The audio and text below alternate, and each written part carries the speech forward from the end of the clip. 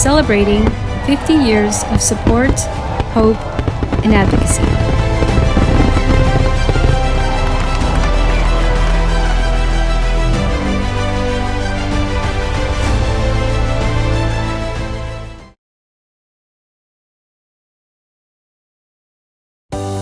In 1975, a group of passionate individuals came together with a shared vision to support families and individuals affected by mental health challenges.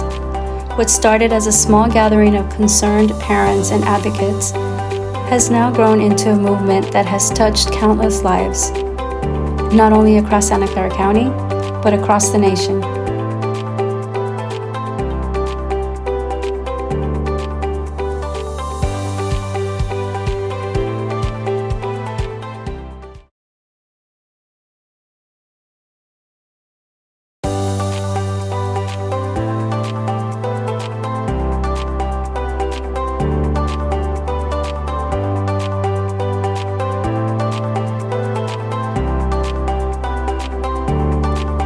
For 50 years, NAMI Santa Clara County has provided programs, education, and advocacy,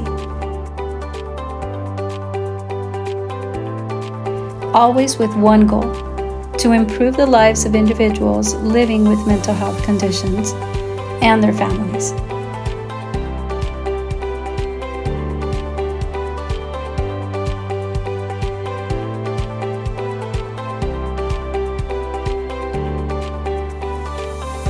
Through support groups, educational classes, and training programs, we've made a difference in the lives of many.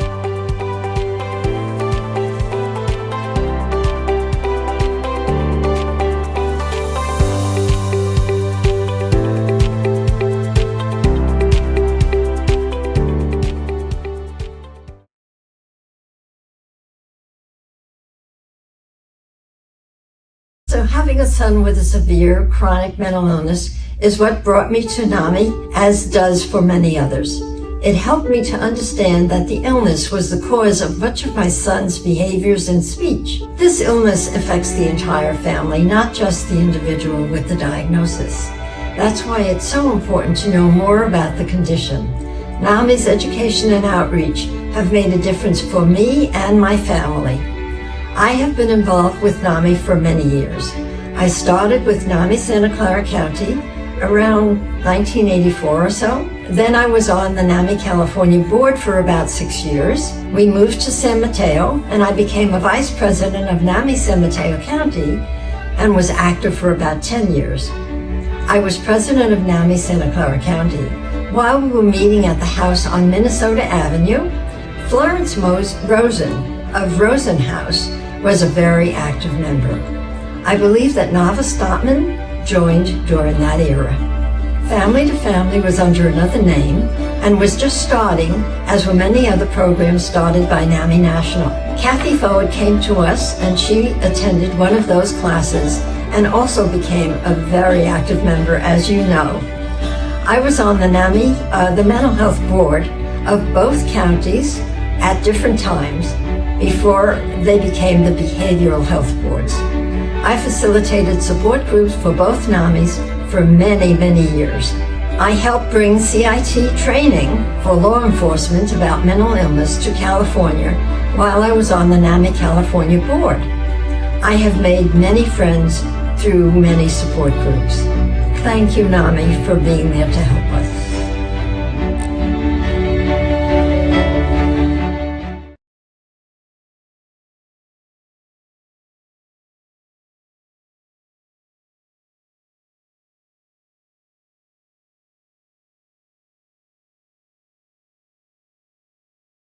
Hi, I'm John, and in 1990 approximately, our daughter Heidi returned from UC San Diego, and it soon became apparent that something was wrong. Her behavior was worrying, even terrifying. Ginny decided to take Heidi to Kaiser and convince her to go to Kaiser to see a psychiatrist.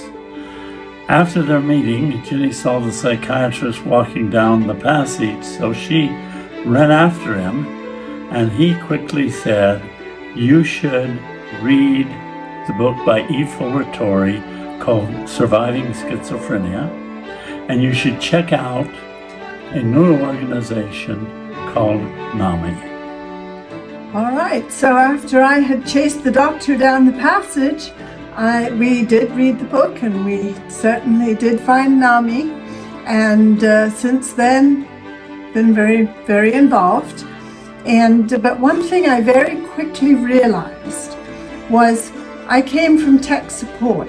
When you're in tech support, you tell people, point them in the way of fixing things. But with mental illness, fixing things is not the way to be looking, primarily for us family members, and I had to find a whole different way of problem solving. So, one of the things after we talked family to family some, we met lots and lots of wonderful people. We were very involved in the walk, and as Heidi got onto her road to return, we tried to find things where we could be doing activities together and supporting each other without any discussion about diagnoses or medicine and things like that. Just let's go hiking, let's go skiing, let's do some music, let's have a good time. So Heidi, her husband Henry, they met at a support group here, and John and I and the grand dog Molly, we have been doing that ever since, and we've covered many miles, and we have a wonderful family, wonderful support, and we have a wonderful family here at NAMI. Thank you.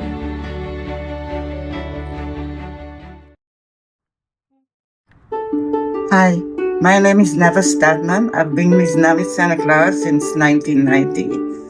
And during this time, I've seen our organization grow and prosper, introduce many education programs, outreach programs, support programs, and in generally thrive, helping families and consumers.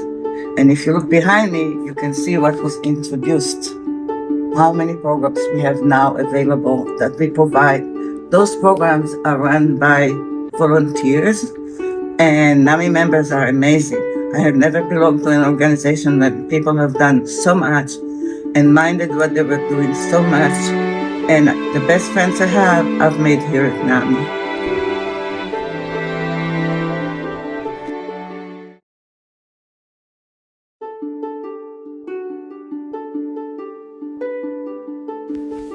What makes a person want to volunteer to a cause? What kind of person do you have to be? What molds you into becoming that type of person? Is it out of necessity? Desire to help others? Fear of the unknown? So many questions. For as long as I remember, my mother, Luisa Perez, has volunteered for one cause or another, all having to do with helping the underserved. My sister Connie was diagnosed with paranoid schizophrenia in 1984. My mother became involved in a support group, attended conferences, read on mental illnesses. She was trying to understand this devastating illness. 5 years later, my brother Mark began with the same erratic symptoms. My mother recognized the illness. Paranoid schizophrenia was also his diagnosis. Attending support groups and conferences, my mother noticed the Spanish-speaking community was not attending. All the important information was not being filtered to the community. Fortunately, someone else noticed that this information should get to the Spanish-speaking. Rebecca Woolis, author of When Someone You Love Has Mental Illness, organized the first Spanish support group in Santa Clara County. Rebecca invited my mother to assist in facilitating the Spanish support group. The group continues since 1985.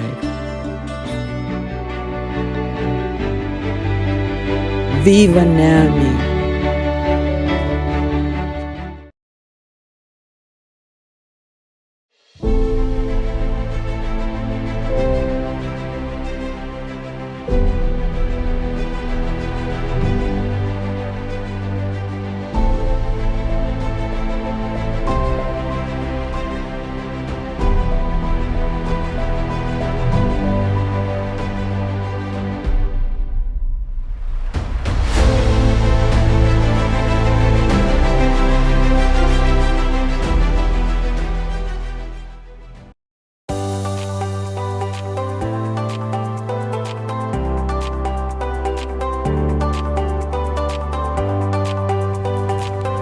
We offer a range of programs tailored to meet the needs of our diverse community, from support groups for families and individuals living with mental health conditions to education classes for families, peers, and professionals. Our goal is to provide resources that are accessible to all. We've partnered with schools, local governments, and healthcare organizations to ensure that mental health awareness and support are available where they are needed most.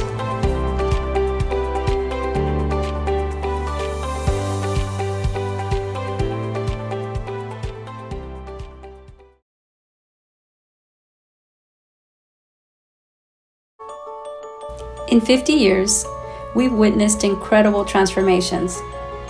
The stigma surrounding mental health is slowly being dismantled, and more people are reaching out for help, knowing that they are not alone. We've made a positive difference, but the work is far from over.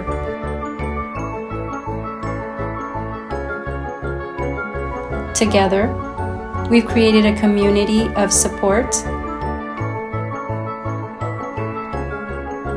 and together, we will continue to advocate for those in need.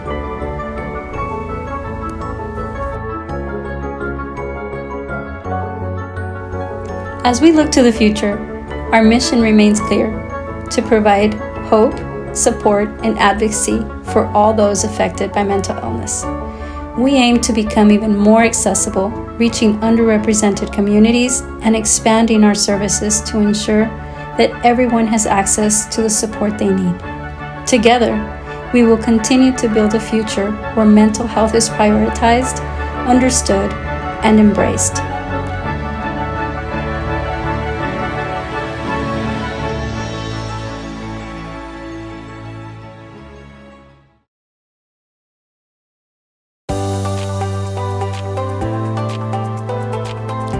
Thank you for 50 incredible years of support, advocacy, and education. But this is just the beginning. Join us as we continue to build a future of hope for everyone in our community.